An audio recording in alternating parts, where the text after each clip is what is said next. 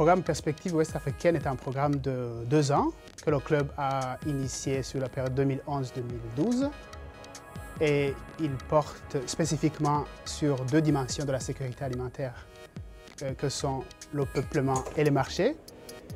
Et le but, c'est de voir dans quelle mesure ces 2 composantes peuvent être intégrées dans l'analyse de la sécurité alimentaire au profit des politiques régionales ouest-africaines. Et cette démarche consiste à animer la réflexion au travers des discussions avec le groupe de travail.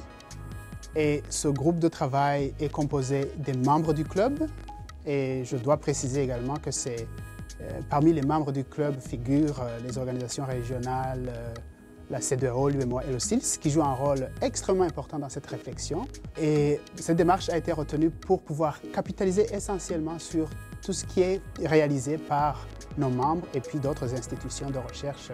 Je trouve ça intéressant en fait de lier ces différents aspects de peuplement, marché, de sécurité alimentaire, et parce qu'effectivement ils sont très liés. Le programme porte d'abord et avant tout sur le peuplement. Qu'est-ce que c'est que le peuplement? Ce n'est pas le nombre, ce n'est pas la population, c'est l'endroit où sont situés les gens.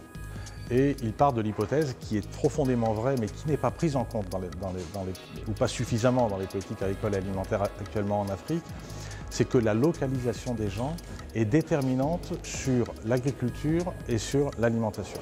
Mais malheureusement, dans notre démarche, la question de la démographie n'a pas été prise comme un axe fort au niveau du département des ressources naturelles et donc de l'environnement qui gère spécifiquement la politique agricole. Donc, nous avons 3 problèmes qui se posent avec les données statistiques. C'est la disponibilité, les ressources financières et puis la comparabilité. Nous avons d'un côté les définitions des Nations Unies et les définitions internationales. Et l'Afrique présente beaucoup de spécificités.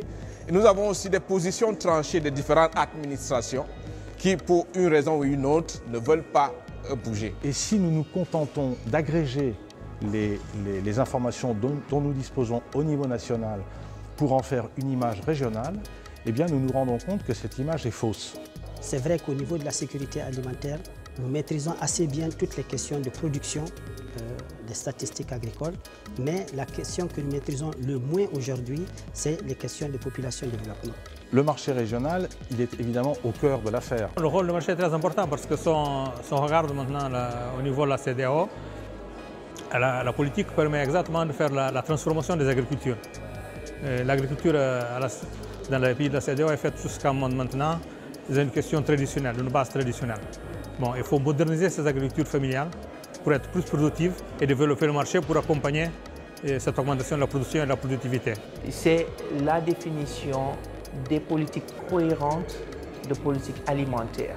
Donc cohérente et pragmatique également.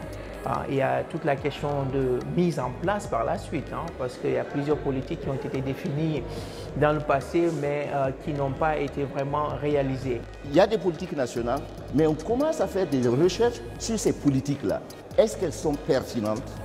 Est-ce que les solutions retenues dans ces politiques-là permettent de régler les problèmes démographiques que les pays de la région ont? Et on commence aussi à voir quelle est leur efficacité. On dit souvent qu'on a longtemps navigué à vue, c'est-à-dire que prendre des décisions politiques sans savoir exactement où est-ce que cela va nous mener.